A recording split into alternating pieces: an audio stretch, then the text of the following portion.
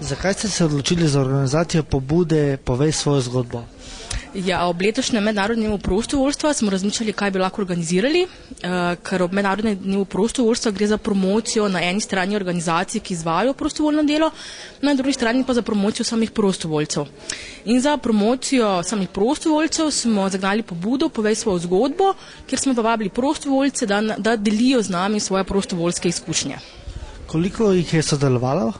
Vsega skupaj smo dobili 7 zgodb iz cele Slovenije, tudi iz Primorske, tako da smo z odzivom zadovoljni. Kakšna je tematika teh zgodb? So različne?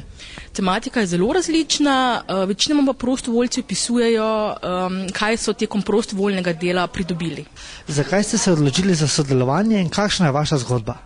Za sodelovanje v prostovoljnem društvu onkoloških bolnikov sem se odločila iz preprostega razloga.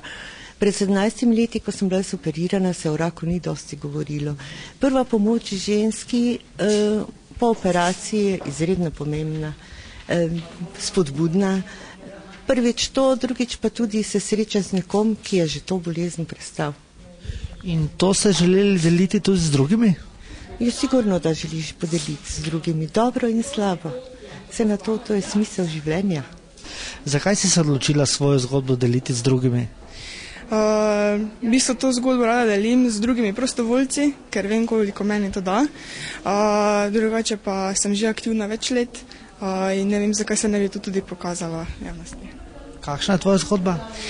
Moja zgodba je takšna, da v bistvu se je neka življenjska pot s prostovoljstvom, ki jo živim, že približno 13. leta dalje in sem bila aktivna na različnih področjih z različnimi ljudmi, od različnih projektov, ki sem bila udeležena tako v šoli, kot izven nje, na svetovalnem centru za mladostnike, otroke in starše, na domu Danica Vogrinec, Center za pomoč mladih in tako dalje. In kaj ti to priznanje, ki ga boš danes prejela, pomeni? Pomeni mi v bistvu neko dodatno energijo in elan za naprej. Predvsem to in potrditev, da sem na pravi poti. Predvsem odločila sem se, pred 10 leti sem zbolela za rakom dojke in ko sem zvedela za to skupino, sem se takoj vključila. In ta skupina je meni ogromno dala in nekje po 2 letih sem se odločila, da bi tudi jaz pomagala ostalim. No, ker tukaj res na skupini se srečujemo ženske z enako boleznijo in lažje nekaj kontaktiramo in ena drugi pomagamo.